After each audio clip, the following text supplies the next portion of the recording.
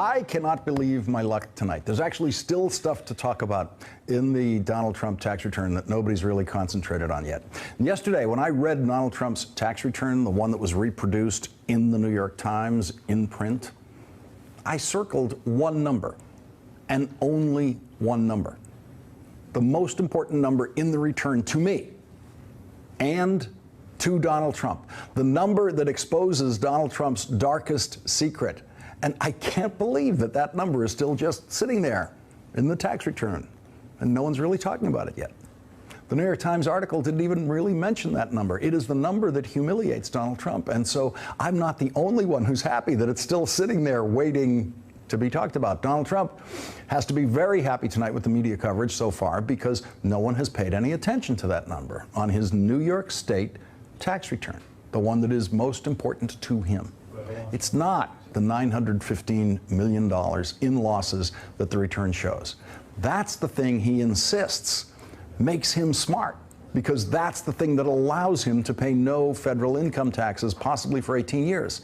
Losses like that apparently still allow Donald Trump to pay zero income taxes, because in the debate last week, he had a very easy opportunity to deny that he pays no income taxes, and he didn't do that.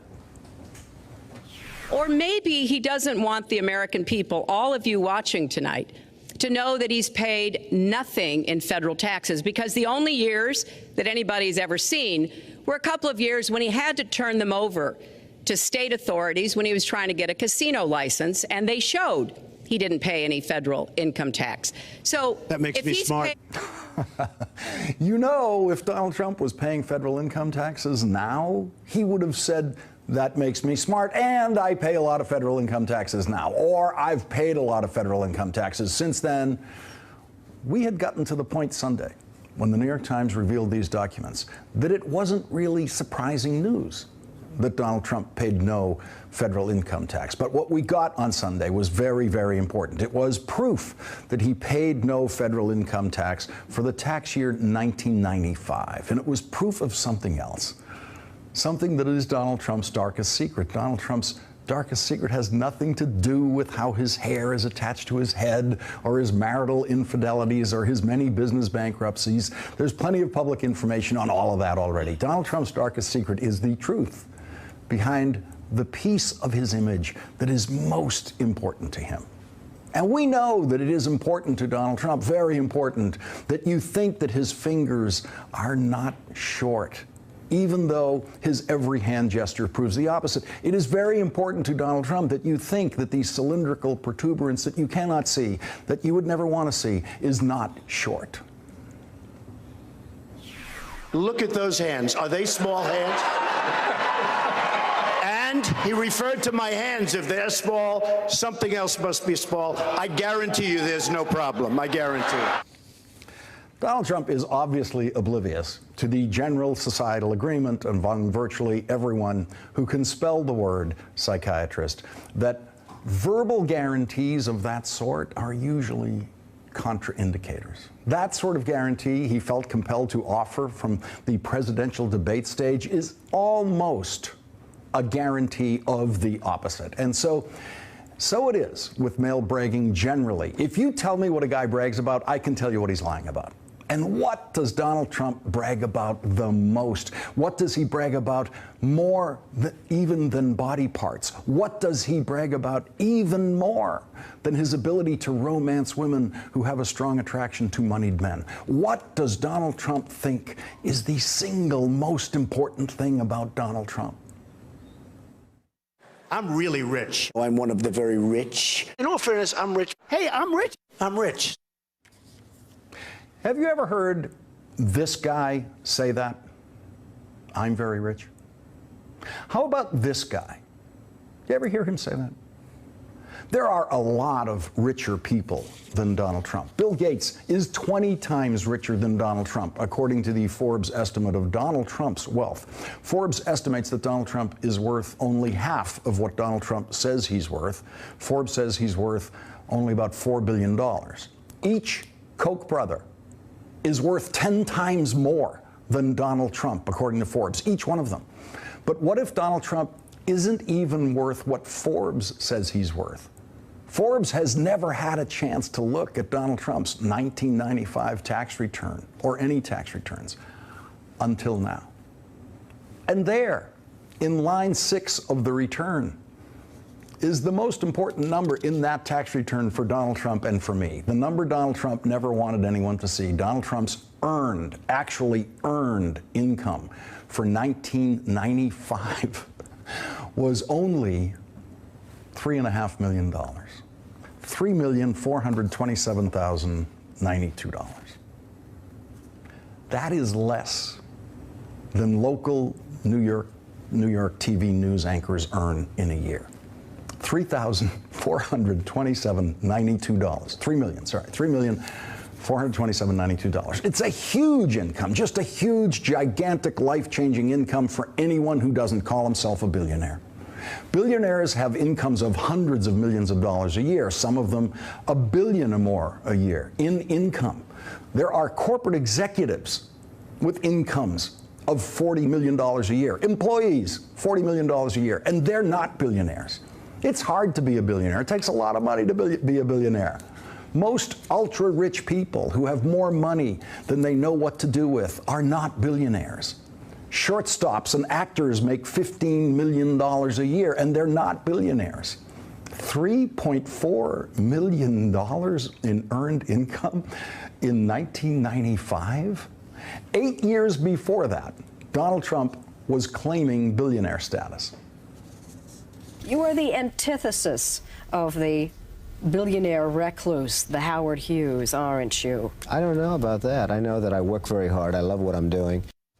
He also knows that Howard Hughes was a real billionaire, and he isn't. Of course, if Donald Trump was only lying about being a billionaire right up to the 1990s, and then he actually became a billionaire, he could prove that by releasing his tax returns. But as of now, all of the tax information that has ever been seen on Donald Trump shows him to be a billionaire only in his own mind. Joining us now, David K. Johnston, the Pulitzer Prize-winning journalist and columnist for the Daily Beast. He is the author of The Making of Donald Trump. Also with us, Daniel Shaviro, Wayne Perry Professor of Taxation at the New York School of Law. David, the other thing I noticed on there was he's got $7 million in interest income, which is an indicator of maybe $100 million in interest-producing assets. 100 to 150. Yeah, and we're still, there's no indicator of billionaire in these tax returns. There is no evidence whatsoever that Donald Trump is a billionaire. He's a wealthy man. Anybody who makes $3.4 million is a wealthy man. Right. But there's no indication at all that he's a billionaire, and there never has been any indication. So how did he pile up the $915 million in losses? You have mapped it out, and I read it, and I believe I understand it, but I can't explain it. It's one of those things that I only have in here now. I haven't got it to the point where I can say it. Start with $1 billion of highly leveraged assets that your banks put up all the money for and mismanage them is the short version of that. But what's astonishing is what he did with this $900 million. It's only good for 18 years. Mm-hmm. That means he would have to be making way above $3.4 million, or even with the interest, $10 million a year for it to be useful to him. He can't take it all. He will run negative income all the way until it's run out. He wasn't even smart enough as a businessman to figure out how to reorganize his finances so that other people could, in fact, buy those tax losses and reduce their own tax bills. Right. Something, by the way, I advised him to do over lunch in 1990. But, Professor, this thing about the $900 million, if he really was a billionaire, and he had a year where he made, say, $300 million. Yeah. If he did that 3 years in a row, that loss would disappear in 3 years. The fact that he could use that loss for 18 years is an indicator that he's making less than, on average, $50 million a year. You know what's a funny number in that thing? That he only paid himself $6,000 of salary. Although I think he might have been overpaid, given that he was losing $900 million. Yeah. So that was sort of...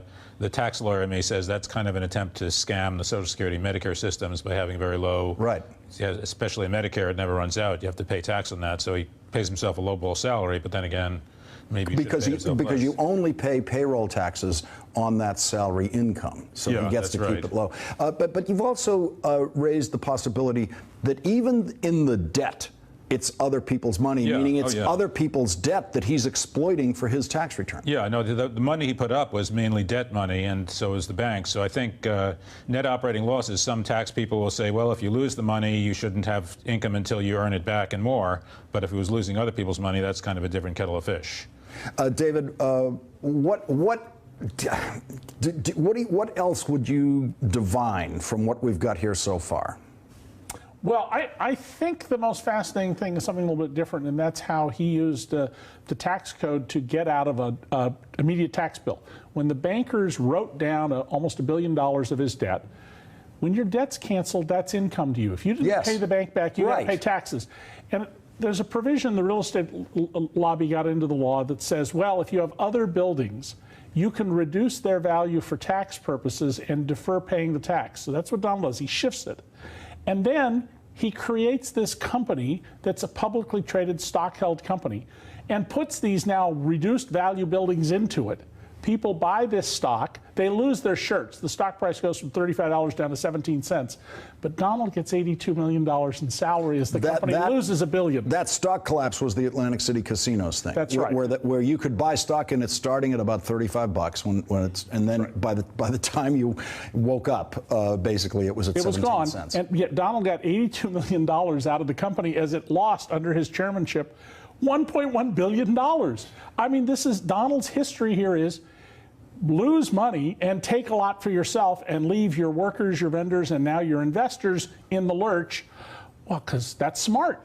He is saying on the campaign trail that he's going to fix everything that's wrong with the tax code. In fact, I think we might have some sound of him saying that today. Is that ready? I understand the tax laws better than almost anyone, which is why I am one who can truly fix them. I understand it. I get it.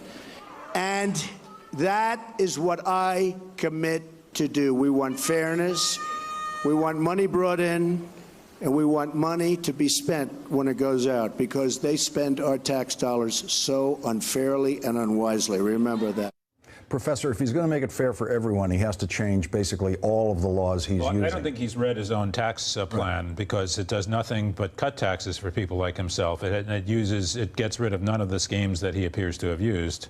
So it's kind of funny that he would say that. By the way, even if he appeared more capable of reading lengthy statutes and regulations than we seem is the case, no man in his position is going to be doing his own tax planning. That's what you hire lawyers for, accountants. We're going to have to leave it there for tonight. David K. Johnston and Daniel Shaviro, thank you both for joining us tonight. Really appreciate it.